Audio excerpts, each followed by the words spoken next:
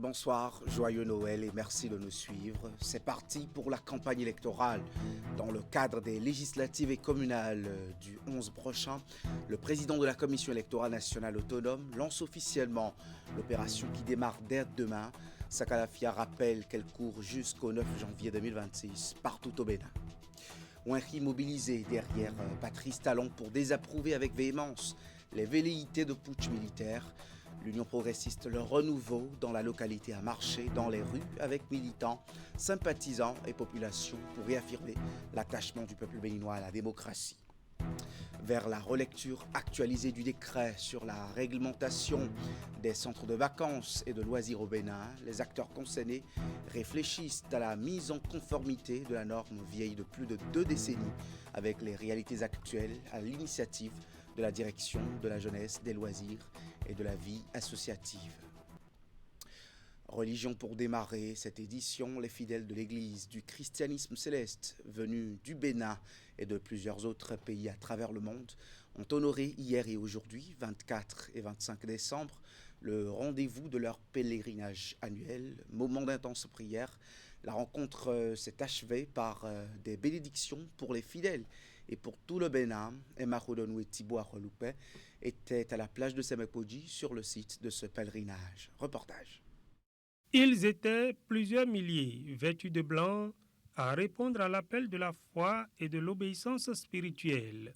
Fidèles aux prescriptions du père fondateur de l'Église du christianisme céleste, ils ont, comme chaque année, convergé vers la plage de Sémé pour leur pèlerinage annuel. À 0 heure précise, la messe de la Nativité a été solennellement lancée sous la présidence du chef mondial de l'Église du christianisme céleste, le révérend pasteur Benet Adeogun.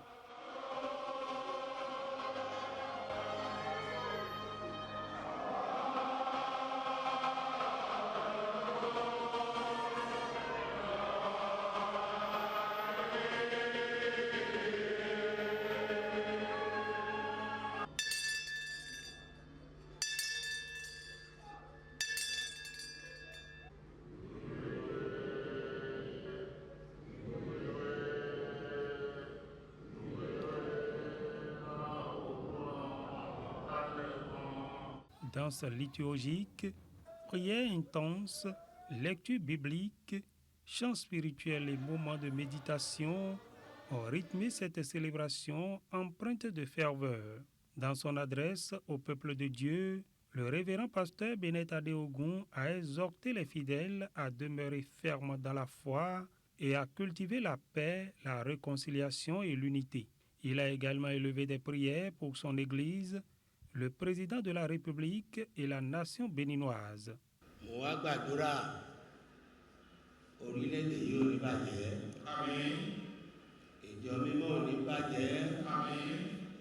révérend pasteur a prié.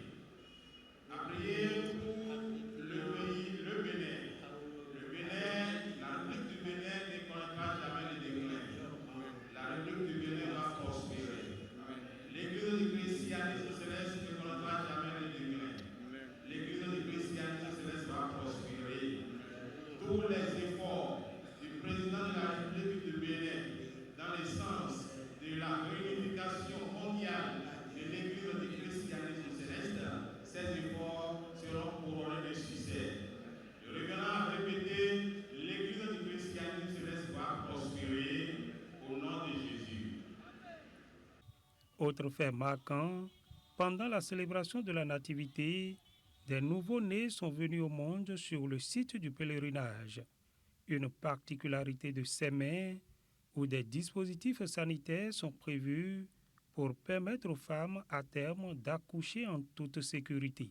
Je suis là au pèlerinage pour la nativité de notre Seigneur Jésus-Christ, le Rédempteur, puisque c'est institué par le révérend prophète, pasteur fondateur de l'Église, que l'institution, la première institution qui a force de loi, c'est de venir fêter la fête de la nativité de notre Seigneur Jésus-Christ. La fête a été belle et puis notre révérend pasteur qui est là en pleine forme nous a enseigné comment vivre ensemble. pour être en harmonie avec notre Dieu. Et nous sommes contents d'aller chez nous avec une multitude de bénédictions. À Sémé, la foi a une fois encore parlé d'une seule voix dans un élan collectif de prière et d'espérance pour une église réunifiée et un avenir empreint de paix. Au terme de cette célébration spirituelle, nous avons tendu notre micro à quelques hauts dignitaires de l'Église du christianisme céleste. Ils nous ont livré leurs impressions sur cette édition 2025 du pèlerinage déroulé dans un contexte, vous l'avez entendu, de réunification. Comme vous le savez, pour nous, chrétiens célestes, chrétiens de l'Église du christianisme céleste, la nativité, ça a son sens. Ça a été une des premières prescriptions que l'Éternel Dieu a bien voulu donner aux fondateurs de l'Église pour que dans le schéma organisationnel, ils puissent regrouper les chrétiens célestes sur cette terre qui a été indiquée depuis 1947 pour que, à l'instar de ce qui s'est passé à Bethléem, que les fidèles de cette dénomination chrétienne puissent se retrouver pour adorer Dieu et apporter les offrandes comme les rois mages l'ont fait en son temps. Et la particularité ici, c'est qu'il y a des promesses qui l'accompagnent et chaque année, comme l'Éternel l'a dit, d'année en année, nous constatons que l'effectif ne fait que grossir. Ça veut dire que la prophétie se réalise, se concrétise. Nous avons plus d'1 million, 1,2 million, 1,3 million fidèles qui se retrouvent sur ce petit espace de 35 hectares que l'État a bien voulu mettre à la disposition de l'Église. Eh bien, c'est une fierté pour notre pays. C'est la renommée, c'est l'Église du christianisme céleste, le plus grand rassemblement donc chrétien en Afrique au sud du Sahara. Le révérend pasteur nous a donné la nourriture spirituelle qu'il faut, surtout vu la situation que nous vivons actuellement dans l'Église. En véritable berger, il nous a invités tous à cohabiter ensemble dans la paix et de concourir à l'unité de l'Église, comme les autorités sont en train de le faire déjà. Et vraiment, ce serment-là, nous avons été bien nourris. Et nous avons vu aussi qu'il y a des documents qui sont sortis, par exemple les tests bibliques qui doivent être maintenant un test biblique commun, qui a la marque du CST et qui est vendu ici à Sémé et puis à Imeko.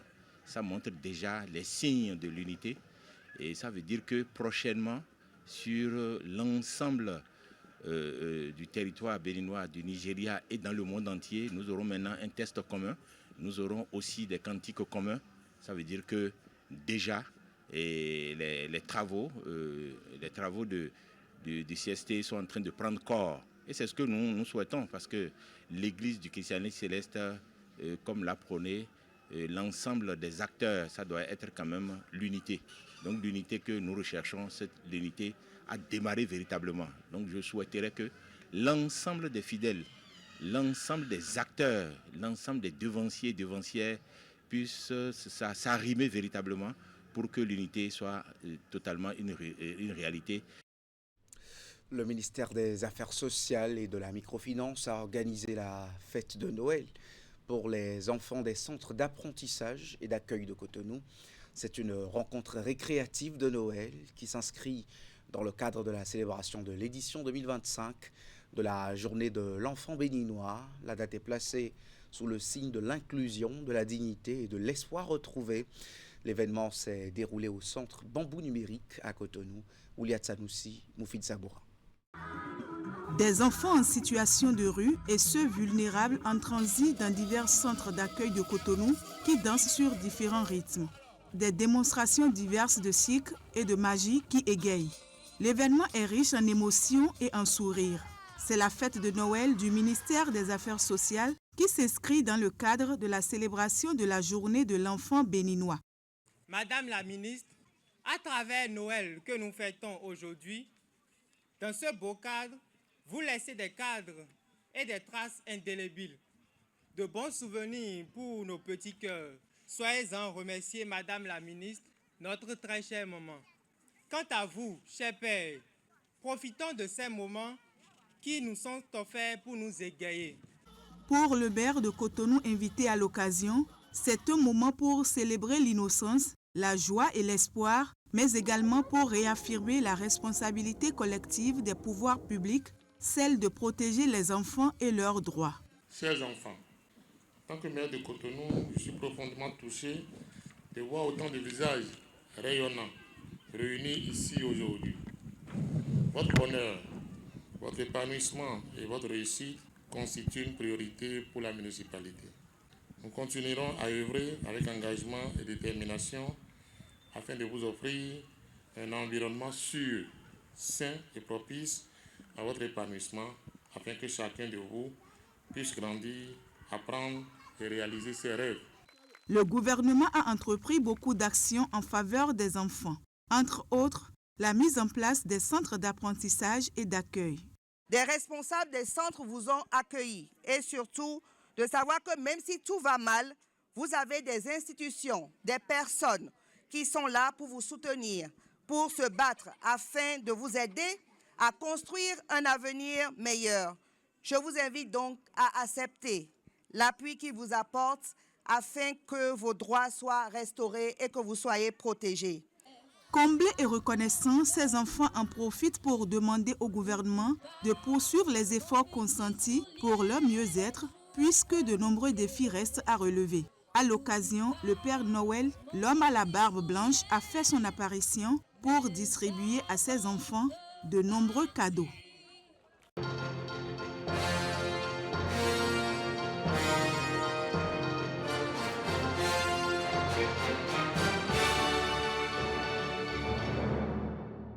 La campagne électorale des communales et législatives du 11 janvier prochain démarre. L'opération de charme commence dès demain, vendredi, pour 2 semaines. Le président de la Commission électorale nationale autonome Sénat a lancé au siège de l'institution ce jour même la campagne prévue pour s'achever le 9 janvier 2026. Je vous invite donc à suivre sa calafia sur des propos recueillis pour Canal 3 Bénin par Esther Tofa et Elvis Tonoukouin. Béninoises, Béninois, chers compatriotes, demain, vendredi 26 décembre 2025, dès les premières lueurs de l'aube, s'ouvrira, conformément aux dispositions du Code électoral, la campagne électorale devant nous conduire au scrutin du 11 janvier 2026. Ce rendez-vous démocratique majeur permettra à notre peuple d'élire les membres de l'Assemblée nationale ainsi que les conseillers communaux de notre pays, le Bénin. Ainsi, du 26 décembre au 9 janvier 2026 prochain, les candidats des formations politiques retenus par la Commission électorale nationale autonome iront à votre rencontre. Ils sillonneront nos villes et campagnes pour présenter leur programme de législature et leur projet de gouvernance locale, sollicitant vos suffrages. En cette circonstance solennelle, j'exhorte l'ensemble des acteurs engagés dans cette compétition à faire de ces moments un espace privilégié de confrontation d'idées, de pédagogie et d'explication des valeurs républicaines avec pour objectif commun la promotion et le renforcement de la démocratie et de l'état de droit dans notre pays. Mes chers compatriotes, en ces heures de réflexion et de choix décisifs, je voudrais rappeler à chacune et à chacun d'entre nous que l'enjeu, c'est le Bénin par-delà nos divergences politiques. C'est pourquoi je vous invite à la culture de la paix et de la fraternité. Le président de la Sénat compte sur le professionnalisme et le sens de responsabilité de toutes les parties prenantes à ce double scrutin du 11 janvier. Sakalafia a exhorté les acteurs politiques en lice ou non, les forces de l'ordre, les professionnels des médias, agents de la Sénat et autres acteurs à la rigueur dans leur mission, des précisions et exhortations données à l'occasion du lancement officiel de cette campagne des prochaines législatives et communales. On retrouve Sakalafia. Aux partis politiques en compétition et surtout à leurs candidats, j'invite à prôner l'esprit d'humilité et de persuasion. Aux professionnels des médias, j'exhorte au respect de la déontologie de leur profession en livrant des informations justes, équilibrées et apaisées. Aux forces de défense et de sécurité, j'exprime ma confiance et je compte sur leur encadrement professionnel habituel afin de créer une atmosphère sereine et assurer la sécurité des personnes et du processus tout au long de cette période. Aux agents de la Sénat et aux autres parties prenantes impliquées dans l'organisation des élections, je tiens à exprimer ma profonde gratitude pour leur dévouement exceptionnel. Vous êtes, mesdames et messieurs, des piliers indispensables de cette œuvre républicaine et c'est grâce à votre abnégation et à votre expertise que nous transformons ce défi en un succès historique pour notre pays. Béninoises et Béninois, en ce jour de Noël, alors que les cœurs sont à la fête et au partage, je formule pour chacun de vous des vœux de paix, de joie et de concorde. Que l'esprit de cette célébration inspire nos débats et nos actions tout le long de cette période électorale. Je saisis également cette heureuse occasion pour vous présenter par anticipation mes vœux de santé et de prospérité pour l'année 2026.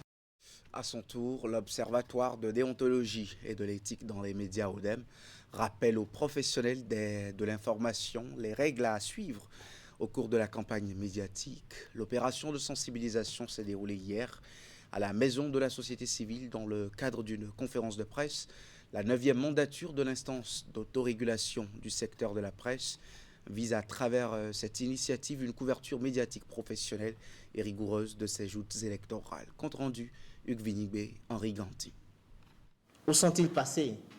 Jérôme Badou, Thomas Meillansan, Jérôme Carlos et j'en passe. Où sont-ils passés, ces aînés aux mémoires éternelles dont les voix et les plumes faisaient hier encore la fierté de notre presse nationale? Une invocation viscérale qui trahit les regrets du président de l'ODEM de l'absence des figures emblématiques de la presse béninoise. Et pour cause, le métier de journalisme est, de nos jours, en proie à 1000 mots. Nous avons observé de plus en plus de titres siamois dans la presse béninoise, avec les mêmes fautes et, ironiquement, aux mêmes endroits.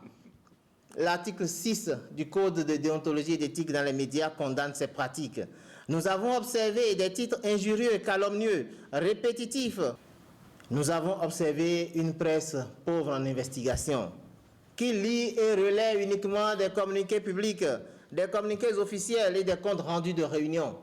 Mettre en état de veille déontologique et éthique tous les professionnels des médias du Bénin à la veille des élections législatives et communales du 11 janvier 2026. C'est la visée qui sous-tend cette rencontre de vérité entre régulateurs et pratiquants du métier de journalisme. Si les pouvoirs publics ont une grande responsabilité dans la promotion d'un environnement sécurisé pour le libre exercice du métier du journalisme au Bénin, les professionnels des médias eux-mêmes ont l'obligation d'exceller par leur savoir-faire, leur savoir-être et leur savoir-vivre. Le journaliste ne vit ni de chantage ni d'escroquerie. La presse béninoise, à ce rendez-vous de l'histoire, devra assurer et assumer son rôle d'éveilleur de conscience. Elle devra dire non aux manipulations et ne jamais servir de relais à la haine, à la violence et à la vengeance. Au terme des échanges, quelques exemplaires du code de déontologie ont été remis aux participants. Conformément au calendrier établi par la Sénat, la campagne politique au titre des élections générales de janvier 2026 démarre le 26 décembre 2025 sur toute l'étendue du territoire national.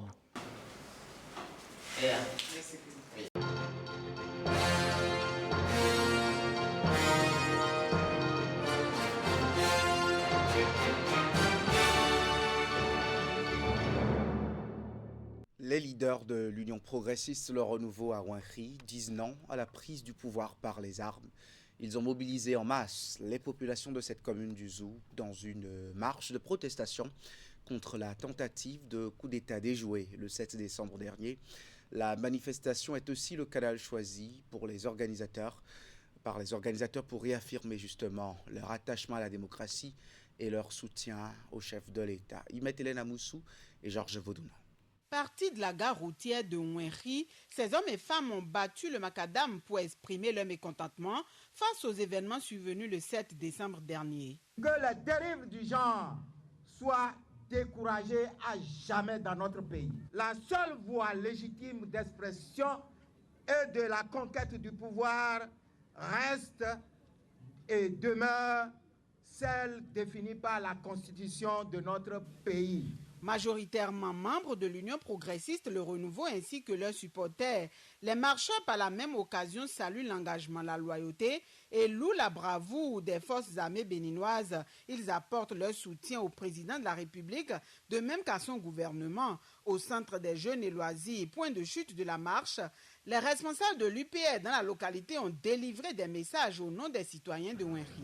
Les malheureux événements du 7 décembre 2025 ont le moins qu'on puisse dire brièvement suscité une légitime inquiétude au sein des populations. Fort heureusement, les forces républicaines engagées aux côtés du chef suprême des armées ont défendu avec une bravoure historique la République et l'unité nationale. Tous les fils et filles de la commune de Ouinkhri, comme un seul homme, se tiennent debout pour témoigner avec fermeté et détermination un soutien total au président de la République dans la préservation du bien commun le plus précieux, la paix. Oui, la paix. Rien ne vaut la paix. Aujourd'hui, Ouinkhri proclame avec éclat non à la force, oui à la démocratie. Nous exigeons le respect scrupuleux de la Constitution et des institutions républicaines garantes de notre liberté, de notre unité et de notre avenir. Encadrée par des forces de l'ordre, la marche s'est déroulée sans incident. Elle est également organisée dans le but de protéger la démocratie et s'insurger contre toute velléité de déstabilisation de la République. Le Bénin veut actualiser les dispositions réglementaires régissant les centres de loisirs.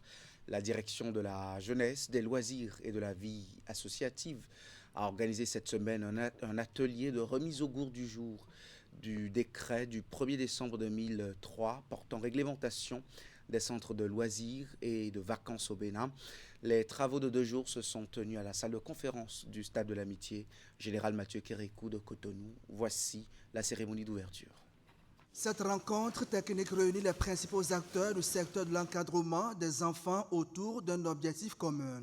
Adapter le cadre réglementaire aux réalités actuelles et renforcer la qualité et la sécurité des services offerts aux enfants dans les centres de vacances et de loisirs. Structuré autour des travaux de groupe et animé par un présidium, L'atelier va permettre d'actualiser le décret numéro 2003-514 du 1er décembre 2003 portant réglementation des centres de vacances et de loisirs en République du Bénin. Il y a des données aujourd'hui qui ne sont plus actuelles au niveau des dispositions de cet arrêté. Il y a des données qu'il faut prendre en compte, en tenant compte de l'évolution des jeux, des activités au niveau des centres de vacances et de loisirs. Voilà pourquoi le ministère a décidé de marquer un arrêt en interne et en associant quelques acteurs pour réfléchir sur l'actualisation de ces tests. Les grandes articulations du futur décret seront présentées et discutées dans une dynamique participative qui favorise la prise en compte des exigences de terrain et des recommandations techniques. À travers cette initiative, le gouvernement entend doter le secteur des centres de vacances et de loisirs d'un cadre juridique modernisé, plus cohérent et plus efficace afin de garantir aux enfants des espaces d'épanouissement sûrs, éducatifs et conformes aux standards de qualité. Il s'agit notamment d'actualiser les connaissances des parties prenantes sur les nouvelles orientations envisagées dans le cadre de la révision du décret, d'élaborer les arrêtés subséquents nécessaires à l'application effective du test actualisé, de concevoir un guide de référence des centres de vacances et de loisirs destiné à harmoniser les pratiques et à servir d'outil d'accompagnement. À l'issue de cet atelier, une phase de vulgarisation du nouveau test est prévue. Elle permettra d'informer et de sensibiliser l'ensemble des promoteurs, encadreurs et acteurs concernés pour une mise en œuvre effective et harmonisée de la nouvelle réglementation sur l'ensemble du territoire national. Après une année de travail, les personnels de terrain et administratifs de l'ONG ERAD se sont retrouvés à Nati Tengou le temps d'un atelier bilan des activités menées, moment de brassage et de projection sur l'année 2026 aussi, chez ces agents venus des 5 départements du Nord Bénin et des collines. En guise d'action de grâce, ERAD ONG, à travers son personnel, a tenu une messe d'action de grâce à la paroisse Sainte-Thérèse Beauroyauroux. Voilà, j'y arrive, et des dons de vivres aux pensionnaires de l'orphelinat, les saints innocents de Nati Tengou. Alassane Harouna. Voilà l'ambiance qui a prévalu au cours de cette rencontre initiée par l'ONG ERAD à Nati Tengou. Une rencontre annuelle qui a mobilisé le personnel de terrain et celui administratif venu des 4 départements du Nord et des collines autour de leur premier responsable et tout son staff. L'enjeu étant d'évaluer ces agents, faire le bilan des activités menées au cours de cette année en vue des projections pour l'année prochaine. Nous couvrons aujourd'hui près de 5 départements du Nord Bénin où nous avons des effectifs dans chacune des communes d'intervention. Nous, on s'est dit on ne peut pas rester une année sans se connaître. Il faut que les agents eux-mêmes connaissent qu'ils travaillent dans une structure et qu'ils s'approprient des politiques de la structure. De l'autre côté, on se dit, les agents, il faut qu'ils comprennent ce pourquoi ils sont en mission. Échanger également sur les difficultés auxquelles ils sont confrontés. C'est en 2000 que l'ONG ERAD a vu le jour avec pour ambition d'améliorer les conditions de vie des populations béninoises en se concentrant sur le développement socio-économique, l'agroécologie, l'éducation et la santé.